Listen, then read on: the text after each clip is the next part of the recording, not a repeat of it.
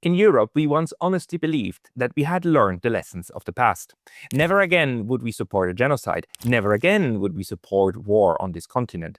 Yet here we are at the losing end of a NATO proxy war in the East and a genocide in Gaza, and so much more. Here to discuss what went wrong mentally is Dr. Hans-Georg Möller, Professor of Philosophy for Social and Political Thought at the University of Macau and the host of the YouTube channel Carefree Wandering. Hans-Georg, welcome. Thank you very much, Pascal, for having me. Well, thank you for saying yes. And I must also add that you published a wonderful video, several wonderful videos, where you, in one of them, spoke about scary Germany and the propaganda that's raging there currently, and also like some of the traits of society at the moment. Can we maybe start with that, especially this issue that I already discussed with other guests here, that now the word verstehen in Deutsch, understanding, has become something negative. Being a Putin-versteher, somebody who understands Putin, is something negative now. And we see that that has also been mapped on Hamas and other enemies of the West. Can you speak to that a bit and explain what's happening here? Yes. Well, I mean, I noticed this change, particularly with regard to China, because I teach in Macau, special administrative region of China, quite autonomous area, but part of China. And my background is actually in Chinese studies. I got my degrees in Germany in Chinese studies. So rather than being focused on the Russia or on the Gaza issue, my personal perspective is more influenced by my experience with the German, let's say, attitude towards China. And that has drastically changed during my lifetime. When I started as a teenager study Chinese studies, there was a great China fashion. There was a great idealization, actually, almost a form of romanticism regarding China. And the media reporting about China was very positive, which is why a lot of young people at that time took up Chinese studies and wanted to learn Chinese and wanted to travel there and so forth. And the reason for this, quite obvious, was the reform and opening up policy, which had started under Deng Xiaoping in the late 1970s, and that was still developing in the 1980s. So the China image that was portrayed in the media and somehow also supported politically was very, let's say, supportive of this liberalization process that was going on in China.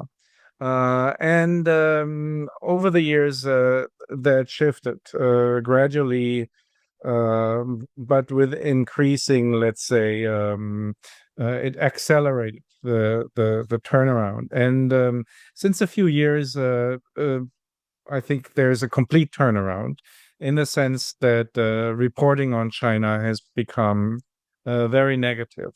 And also this notion that you were mentioning that I discussed in the video, this notion of Versteher, the understander, literally translated, that has become an issue regarding people like me who actually live in China, who are working for a Chinese university, who to an extent speak Chinese. And I noticed that I was also either explicitly or implicitly labeled Versteher. And that it was now something negative. So that was like, it's a personal experience behind this, right? And so that's also what was the reason for we made this video on Scary Germany. That was my trip to Germany last summer. When I was there for an extended period of time for like 2 months, basically. And I noticed that when I was talking to people, either who knew me or who didn't know me, and then I was explaining, telling them what I was doing, and that this always kind of resulted in a very similar reaction by these people. that they were kind of trying to tell me how bad China is, and were trying to explain to me how bad my situation must be, and how kind of problematic it is that I'm doing my job here.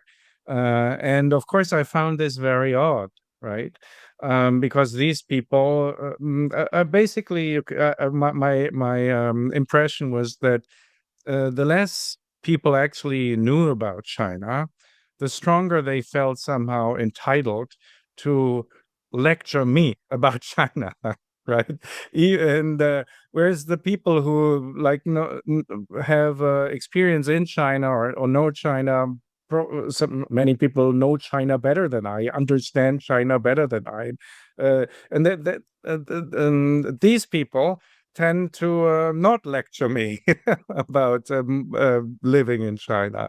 So it's kind of an absurd situation that now, in, let's say, in public discourse, the people who kind of the further you're distant from China, paradoxically, the more authority that gives you to be opinionated about China. And I have the strong impression that this is the case definitely in politics, uh, even more definitely in the media, but even in academics, even in an academic context, it is now regarded, even in Chinese studies, it is now regarded like a downside if you actually, are associated in one way or another with China, and live in China. And then this label Versteher, then you're more likely that this label Versteher is attached to you, often immediately, right? Even before the conversation, right? Immediately, this kind of label kicks in, that you're an understander, and that therefore you are morally and politically, or even, yeah, somehow personally suspicious, right? And I just need to Yes, add, just for people to understand in English, like understander, the way it's used in German, actually what it means is an excuser, right? The word conflates to excuse or to justify with understanding. Would you well, agree to that? I think that is correct, but the important subtext is also that you have some form of sympathy, I Yes. guess, Yes. right? It's not just verstehen, it's also having Verständnis, having Right. some sort of yeah, Empathy, or and yes, yeah, exactly. you actually see or have some viewpoint that is similar to the viewpoint of what you're talking about, so you're able to go into the shoes of the other, and that's an accusation, right? Or that's Exactly. negative now. Exactly. That is now very negative. Yeah, right. You're associated with somehow the political and moral other. Right. You're kind of suspicious of being, let's say, traitor or something. Yeah. And this happens to you even in academia, Nick? Yes, I mean that is very strongly, I would say, the case in academia. I have to say, I'm not, and intentionally not, in Chinese studies. As you said at the beginning, I work in Chinese philosophy. I work in philosophy, and I still do work. You did not mention this, but it's important for my academic background. My main specialization is actually Chinese philosophy. But personally, I put the emphasis on philosophy and not Chinese. I see myself, even though my academic background is in sinology, Chinese studies, I switched from Chinese studies to philosophy, and I regard myself, for various reasons, more as a philosopher than a sinologist. But yes, I'm like, I don't know, 30%, 40% sinologist, and I work in China. And yes, even like academically, there have been like there's strong pressure from what I can tell. I still have some context to German sinology. These contexts are not very close anymore. Most German sinologists who are teaching nowadays, I do not know, because I left Germany more than 25 years ago. But from what I can tell from the outside, it is clear that it is very difficult for my colleagues to kind of present some form, to appeal to some form of Verständnis, for some form of empathetic understanding for the situation in China, especially in an academic context. This is not welcome. And in my video, I mentioned this story, which is a true story, told to me by one of my friends in sinology, who sent a letter to the editor to a major German newspaper who had reported very critically on China. And then not only did the newspaper not publish the letter, but they sent him a long, personally written letter why his views were not okay, were not acceptable. So the journalist kind of, again, how to say, criticizing the the professional sinologist, basically for being a Versteher, and that this is not acceptable, and that this shouldn't even be published in mainstream German media. That is not publishable. That reminded me of an attitude that I had only known from previous communist East Germany, or for that matter, whatever, countries like China, where also kind of people with a dissident opinion in academia, they would not necessarily directly be whatever fired or imprisoned.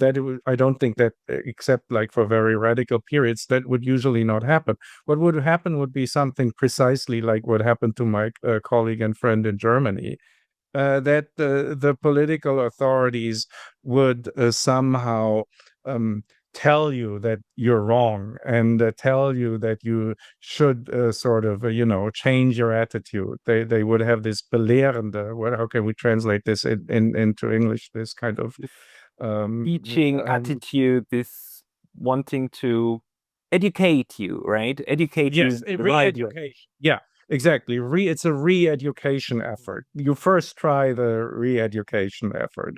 So this leading journalist, was trying to re-educate the professional sinologist about his position on China. And for me, that is very representative for, like, let's say, the general social atmosphere in Germany. And again, like in the video, I talk about the distinction between Versteher, understander, and Experte. Yeah.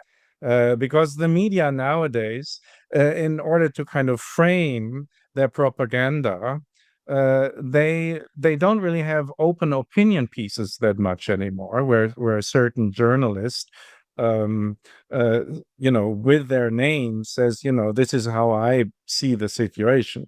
No, the propaganda now operates differently. The media always refer to these experts that are often unnamed. Sometimes they are named, but also often they are not even named, right?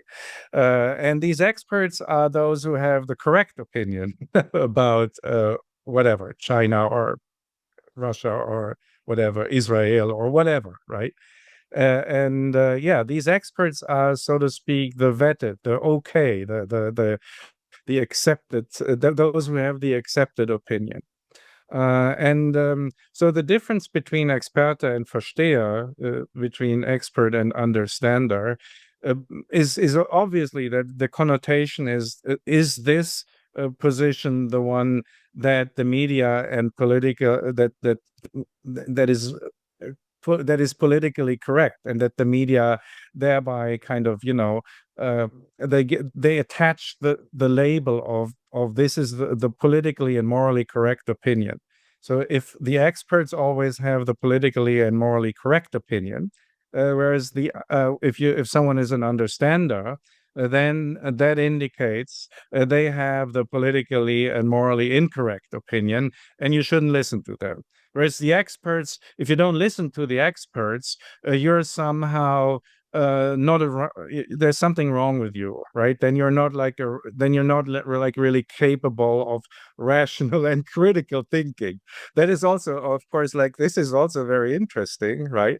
That critical thinking in Germany now means that you believe what the experts say and you don't believe what the understander says. This is now what is also taught as basically as critical thinking, that you have to make those who are capable of thinking critically are absurdly basically those who are capable of making this who have internalized this distinction, who are capable of making, let's say, intuitively this distinction, and who believe the experts and who disagree with the understanders. It's fascinating to me, and I just wonder, where does this necessitate like opposition, and not opposition, where does this necessitate negative views? Because we have this is very interesting, right? I have been living in Japan for over 10 years now, and I work at a Japanese university, and it happens to me very, very, very rarely that somebody in Europe tries to explain Japan to me. They actually listen and they want to know more. So how does Japan work? They don't do that. I don't have that experience. Whereas who's working in a country that with a lot of negative views attached in Europe, then constantly get these lectures on how you actually should view the country that you live in. So exactly. Why is it that when we have positive views on another country, then we don't do that? Well, I guess well, as I said earlier, I experienced that same change. Like in my first 20 years of being a journalist, it was a sinologist. It was exactly as you described the situation for yourself in Japan. That was exactly the attitude that I was used to.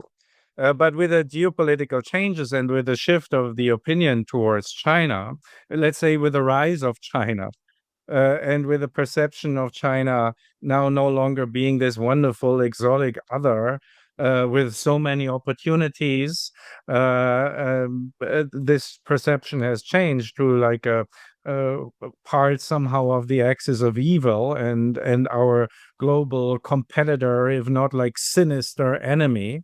And yeah, that is clearly obviously the context in which this has happened. Would you say that has happened? Would you say that this is a general psychological trait of people? I mean, does this also happen to you in inverse? Like, do Chinese people try to explain to you everything that's wrong with Germany? Or is this a particularly European phenomenon, or maybe even German speaker phenomenon that we just believe we understand everything better than everybody else? I wouldn't say that it's a particular German phenomenon, but I would say it's particularly strong in Germany. There are several aspects to it. First of all, the image of China has changed drastically throughout history.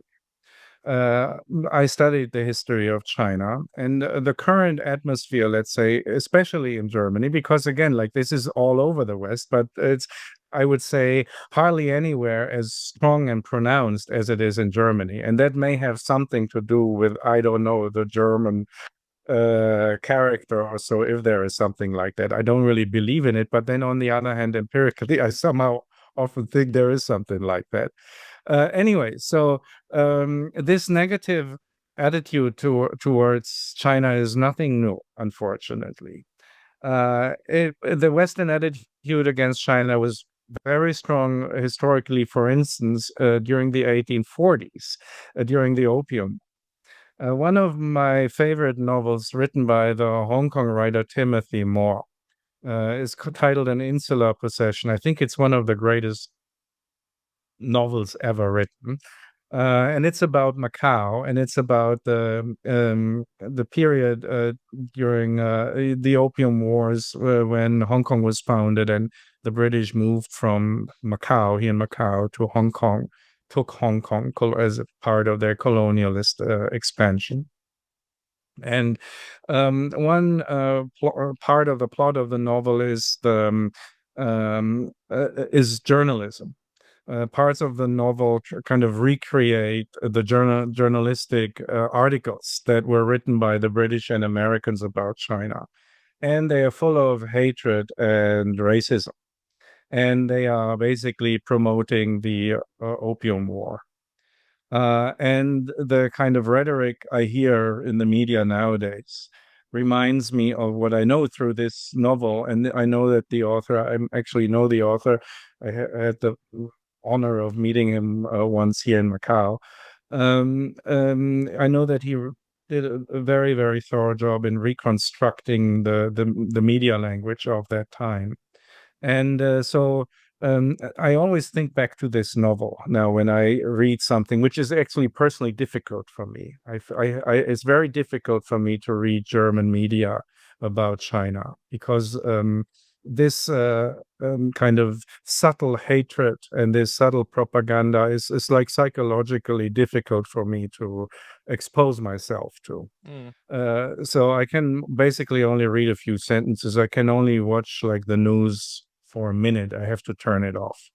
And so that reminds me of this first period. And then the second period, of course, then Germany is now involved, is the Boxer uprising around 1900. And then there were, German soldiers were sent there, and we have the notorious Hunnenrede, the Hun speech by the German emperor, Kaiser Wilhelm, who encourages the German soldiers to go and to China and kill the Chinese, so that no Chinese will ever dare to einen Deutschen scheel anzusehen, to kind of Look I don't know how to suspiciously at a German.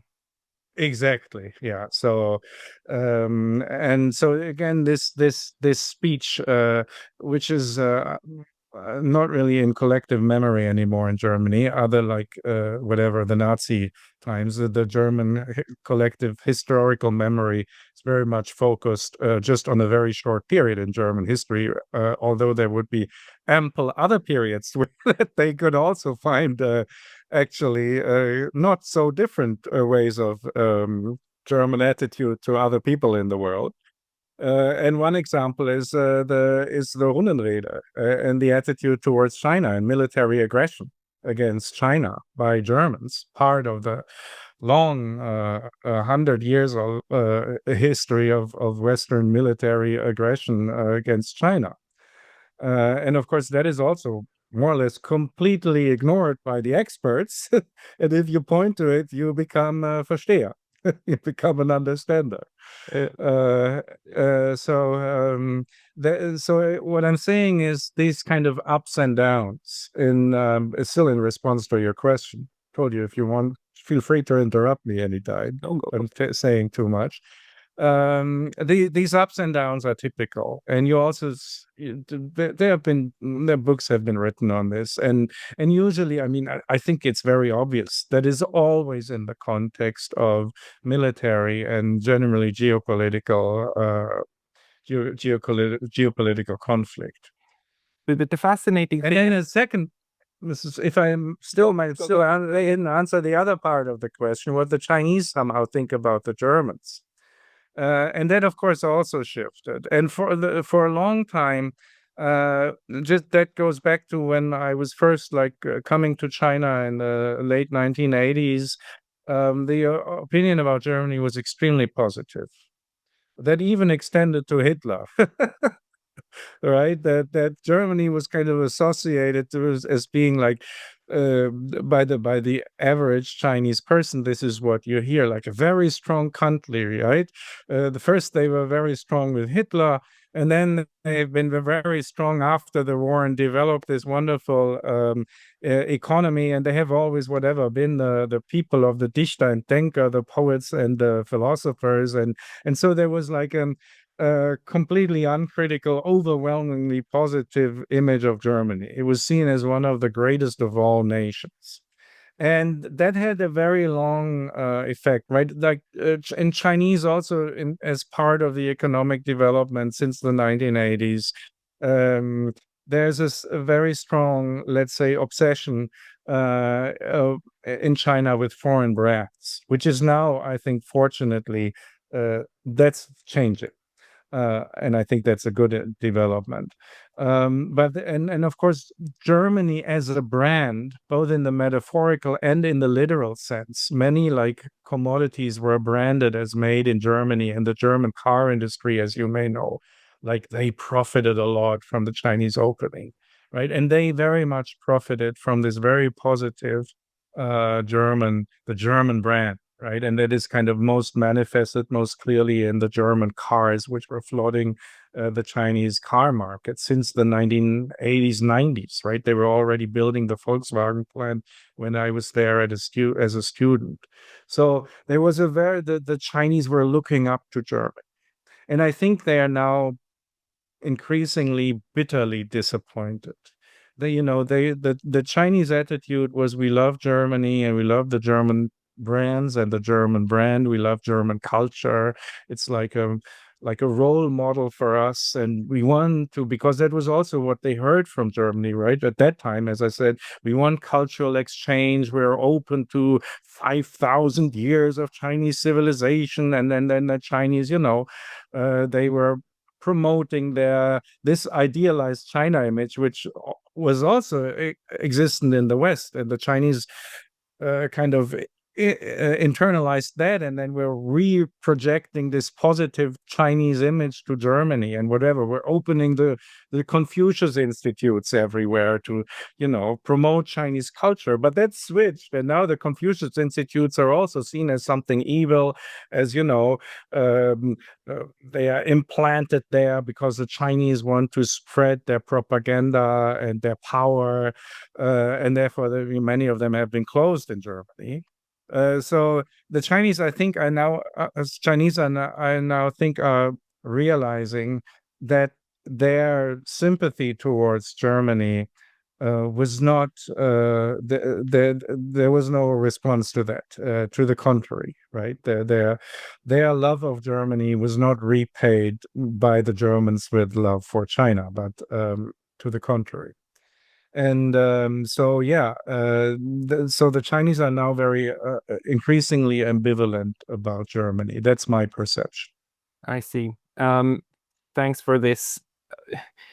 One of, maybe just briefly, but one of the things that I wonder still about this understander issue is whether this has some, roots in older and maybe even non-German traditions, because if I remember correctly, and I did do my undergraduate degree in philosophy, the one of the largest philosophical fights in ancient Greece was, between the Platonists and, the school of Socrates and the Sophists. And, accusing somebody of sophistry is a grave accusation. You are using the tools of sophists, which is you twist arguments in a way that they still sound logical, but under the hood they're completely fails and you are just a fraud.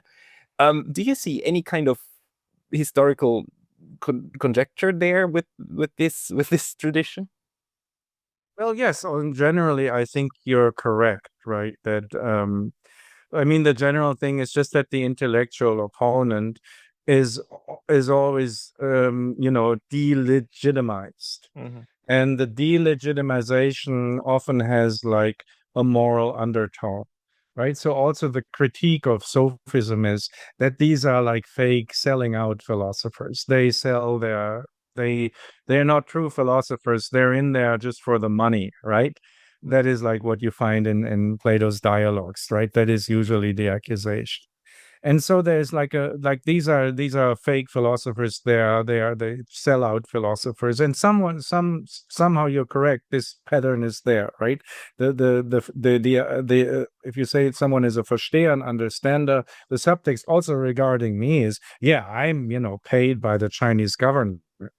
I am, working for the Chinese. I'm, again, that's the traitor thing that I spoke about earlier, right? I'm a traitor not just to Germany. I'm also a traitor to German academia. because I am like exactly in the sense you say, like I am bought by the Chinese, and therefore I am undermining, I'm subverting true German critical sinology. So yes, that is I agree with you. That is basically a very similar pattern to what you describe about Greece. Well, I didn't say it, but I kind of alluded to. But I do think that in this particular case, this has to do with what I call the pariah principle. Mm. That at some point in time, the attitude towards China and Russia, of course, more so than China, but also towards China, is this shift towards, these others are pariahs. And that was very different. I also talk about that in the video. Like when I grew up in the 1970s, right, there was also very strong conflict, right? Cold War. Half of Germany, the Russians were there. Half of Germany was like Russian military basically controlled half of Germany. They were much closer than they are today. And yet there was this idea of the detente, of the Entspannungspolitik. The Russians were not made, or the Soviets at the time were not made a pariah. You could talk to them. You could invite them, right? You could watch Russian. There wasn't Russian television, but the Russian media were not unlike now. They are, because they're pariah now. Actually, Russian media are actually verboten. They are banned in Germany. I don't know if you're aware. Like RT, the Russian RT and Sputnik, yeah. It's not just blocked like in China, where you have the firewall, which you don't have in Macau, by the way. Because China is quite diverse, more diverse than Germany, I would say. Anyways, since I don't know, not very long, it's actually banned. The Russian media are completely banned, so that they're illegal, and you're not even allowed to kind of, if I understand the law correctly, if you you're not allowed to quote them to refer to them in your own media production. So, this is what I mean with the pariah principle, right? There is the other is a complete pariah, has no political and moral legitimacy whatsoever. And the only thing we can do is basically it's some form of organized political mobbing, right? You cannot associate with them in any way. And that also extends to academics. Academics, the idea is if you have something to do with China, even if you speak the language, learn the language, that already makes you suspicious. That also already makes you somehow going over to the pariah. Learning the language of the pariah is already problematic. And that's also why no one studies Chinese language anymore in Germany. I don't know about the situation with Russian language, but right, that is like that. And that was not the case in the 1970s. It was perfectly fine to learn Russian or Chinese language. Nowadays, it's not. It's cancel culture on a national level. We cancel Russia, cancel China, and if you infringe on the cancellation, well, dear you, you're gonna have to learn a lesson, right? So which is fascinating though, because it means we did the opposite, right? We are banning the actual endeavor of properly understanding, right? That's well, of course, but that's why verstehe, understand is a bad thing. And the first thing that kind of leads you towards this path of being a versteher is to learn the language. You better learn about China and Russia through English and German speaking media. If you learn about China and Russia through Chinese and Russian speaking media, you're already kind of again undermined by the pariah. It's such a dumb thing to do. I mean, there's enough literature on military strategy from the East and the West that will tell you very clearly the one thing you want to understand is your enemy, right? Or the significant other. That's the one thing you really want to have a grasp on, because that's what will allow you to win in the contest. So isn't this extremely self-defeating as a process? Well, yes and no. I mean, on the one hand, I do think it's self-defeating, right? Because again, if you say the positions of the other side are so completely politically and morally, it's always the moral subtext that is very important, illegitimate, that anyone who tries to understand them, thereby already becomes like afflicted by them. That, of course, is ultimately, from, as you just said, from a strategic perspective, not very good, right? You need to know the enemy better. That's helpful. But of course, for a warlike situation, if you're like gearing up towards a war, either a hot war or a cold war, it's very useful, right? You want in your own population no one who has sympathy or empathy with the opponent, right? If you want people to be willing to kill others, which is normally most humans have a strong how to say, they don't they are not psychologically inclined, they have Hemmungen, what is that word in English, they're not inclined towards killing others. They have hesitation, and you need to overcome a quite high psychological barrier to be willing to kill others. And there's been studies on this. So how do you do this? By minimizing all form of Verständnis for the other, by minimizing all form of understanding of the other, of empathy with the other. So if you're gearing up for war, that is very helpful. And this internalization is very important, not just for like the soldier, but again for the people in power, for the journalists, the academics, and the politicians. It's very probably most important that among these people, this kind of willingness to deny again this moral legitimacy to the other, and you want those people then in power, right? And we see this very clearly in German politics, that every politician who has some form of empathy or sympathy for the opposition, thereby becomes no longer eligible. They get thrown out of the party, they get thrown out of their positions, and so forth. Yeah. And they get thrown out, and the same is true for media. You won't get hired, you won't get a job in the mainstream media if you're an understander. Yeah. That is like the number one criteria. And it's now even in academia we're there. Like in Chinese studies, if you're like suspicious of being an understander, they will make it much more difficult for you to get a position or to get published even. So this is in this sense like a sociological mechanism that we're seeing unfolding, which then creates a homogeneous epistemic group, right? That a group that understands or that perceives the enemy in the same way, and thereby you create the group that you needed in order to overcome inertia. The experts. They are the experts. Right. And this is not so much a question, more like a comment. Like some parts of the European defense establishment, they speak openly about this. Like NATO openly speaks about the necessity for common threat perception. It's like we need the same perception on who and what the enemy is in order then to have strike force against it, right? Or have a common approach against it. And this is highly dangerous. It's very dangerous. The underlying thing is, from my philosophical perspective, the danger of moralization, of extreme moralization, which we see traditionally. We had this in religion, whatever the Middle Ages until the 20th century. We're also still like going back to Opium War and Boxer War, that religion was still a big issue, right? You were fighting against the heathens. So that was a big major reason why you could kill them, because they were heathens, right? And they kind of resisted Christianization. That was one of the many factors, but it was an important factor, right? That delegitimized them morally on a religious scale.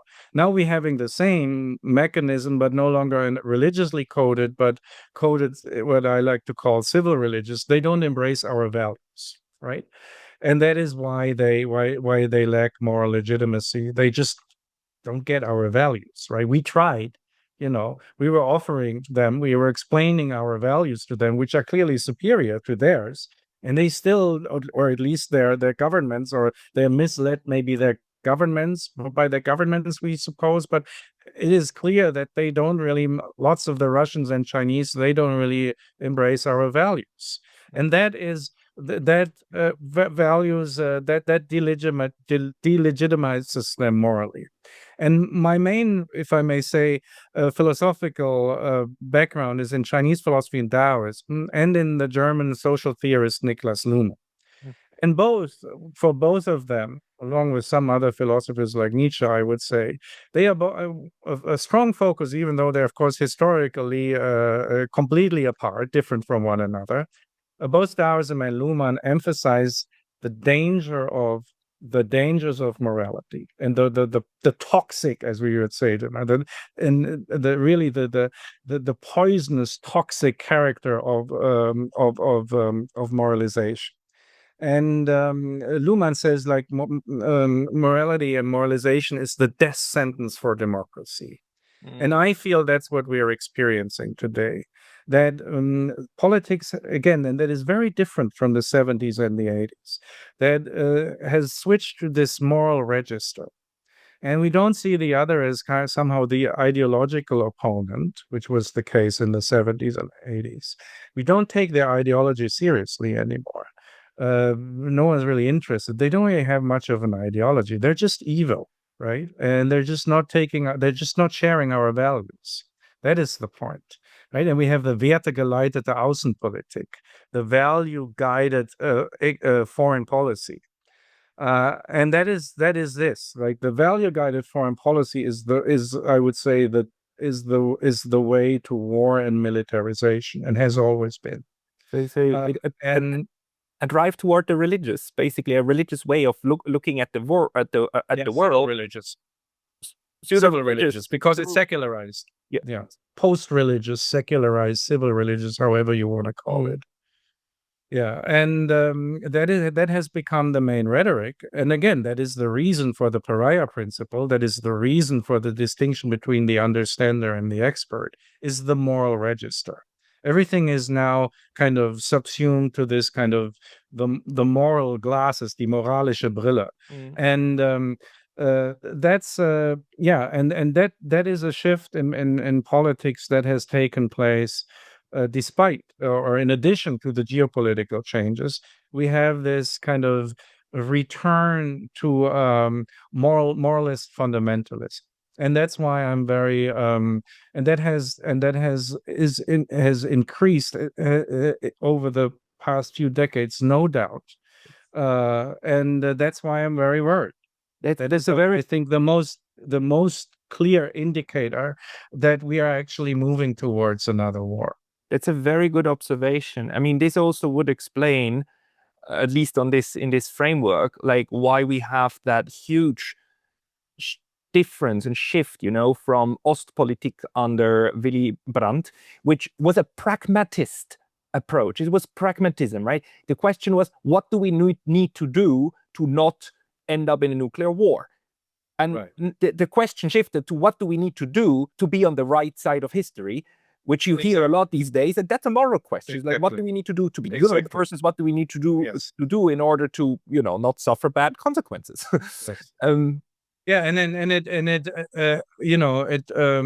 puts a lot of moral pressure, moral fear. It instills moral fear in your own population everywhere. And again, this moral fear is tied to your career prospects, right? You understand, if you don't share, let's say, the complete delegitimate view of the other, then you lose your own moral credibility, which then becomes professionally a big problem for you. So this moralization is not only directed against the other, it also has a very strong effect on the population in Germany. Yeah, it's kind of unfair to do this now because we only have about 15 minutes left or so. But the second topic that you talked about, or that needs exploring in regards to Germany is also this pride of guilt pride that Exactly. and this point that the Germans is to me seem like obsessively trying to not again be on the wrong side of history, right? Because it's so internalized that the Hitler period, this was utterly completely wrong and this must never happen again. Therefore, but then the therefore seems weird. Therefore, we need to support Israel come what may, even if it means genocide against the Palestinians. So can you speak to that a bit? Yes. I have another video on this German guilt pride, Schuldstolz. And that's, I think, very crucial for understanding how German history after the Second World. And it's also sometimes something that I know very personally because it happened very much during my own lifetime. And that's why I experienced all of this firsthand. And of course, the Germans always had guilt, right, because of the Holocaust. And then was also already, I grew up in Western Germany before 1989 was my schooling, and always at school. But the idea was that there was at that point kind of the main idea was Wiedergutmachung, like we making good again, Compensation. restitution or whatever, and so yeah, it was clear like we have like a terrible guilt and we're guilty. And yeah, we just have to, so to speak, kleine Brötchen backen. We have to be kind of modest and we don't build up our military. We don't open up our mouth very much. We keep quiet and we don't want to become a power internationally. And we just, pay some money to Israel and say, sorry, sorry, sorry. And then hopefully sometimes everything is wieder gut, is good again. And then we can get a fresh start. And of course, in Eastern Germany, it was very different. Communist Germany, they saw themselves as anti-fascists. So they didn't really see themselves as the guilty ones, but they saw themselves as those who had opposed, which was, of course, true, right? Eastern communist government, many of them had been in jail or otherwise persecuted by the Nazis. So they saw themselves as the, anti-fascists, which they were.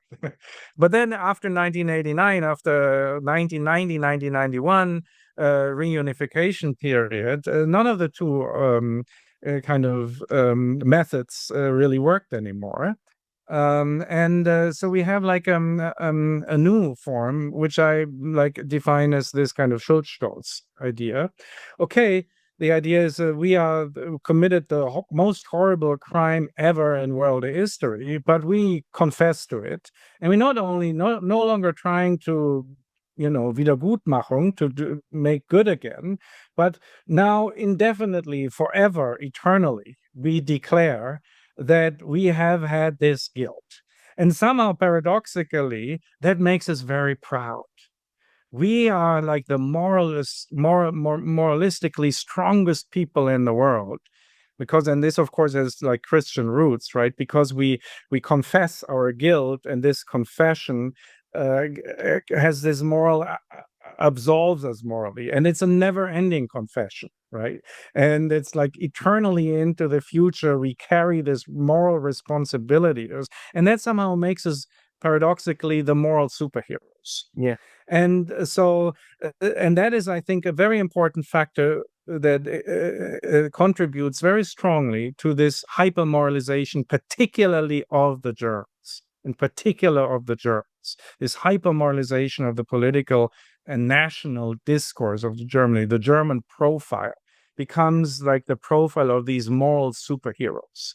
And that is that has and then like whatever the post reunification Green Party, they are kind of a symbol of that hyper moralization, and no wonder that they are also now at the forefront of the remilitarization of Germany, right? So the more important part of the word guilt pride is pride, not guilt. Guilt was always there, German, but not this immense pride. And this kind of moral pride and this more feeling of, I call it like a superiority complex, right? And so, yeah, even the Japanese, right? They didn't really confess their Second World War guilt. So that makes them inferior to us Germans, right? But of course, everyone else, no one else like really confessed the way we did. So somehow no one else really has this moral high ground as much as the Germans have. That is kind of a very interesting kind of political and general kind of I would say, because it has become like the national identity thing, right? It is like we call it in Germany the Erinnerungskultur. That is the official term for it, the culture of memory or culture of remembrance, and that is like the German state religion. It's taught in school, in the media, everywhere. All the monuments are about this. So, like whatever other nations have their own national myth and their own national ideology. The German national ideology is built on this Erinnerungskultur, this culture of remembrance, and it is the breeding ground for this guilt pride, again with the emphasis on pride. Emphasis, the really special thing about it is this kind of new national pride. Because when I was educated in Germany, as I mentioned, I left Germany more than 25 years ago. We had to, as I said, we had the Germans say, kleine Brötchen backen, but Baking small breads, yeah. bread buns. Yeah. So you don't like really advertise that you're German. There are not no German flags. No one would have a German flag, even at a soccer game or something like this. And yeah, we were doing okay and so forth, and we were happy, but yeah, we would not advertise very much Germanhood, and but that has changed, and it has changed on the basis of this kind of newly, and it's, of course, it's a perverted pride, very obviously, right? It's a pride that is from the start. It's very much psychologically perverted and highly dangerous. Yeah, because it's the danger is, of course, that if you believe that you've learned the right lessons of history, then you can't be wrong anymore, right? Therefore, the approach must be correct. So the other one must be wrong and now need to be taught. And if they resist, then we need to Yes. then we need to go down. Why do they resist? That's why we have value guided foreign policy. And the value guided foreign policy is the direct political result of the guilt pride. And China does not have value guided foreign policy. China does not have it. I don't think Russia claims to have it. I don't I think don't so. know. But do you think it is due to Germany's just structural role inside the European Union that the entire EU is using that discourse? Kaya Kallas Yeah. uses it. Of course, Yes. von der Leyen, she uses it. But this seems to be now a European. It has been, the Germans have been very successful in imposing this on large parts of Europe. I doubt that they imposed it on all of Europe. I doubt that. But the political figures you mentioned, and like, let's say the guiding like voices, especially in the media beyond Germany, they also have basically bought into this model. Yeah, this is Because morality is very toxic, Pascal. It spreads. It has like this. It's like Luhmann says, it's a bacteria. It spreads, and it infects a whole society. Because of this mechanism, that once like kind of this, like religion, right?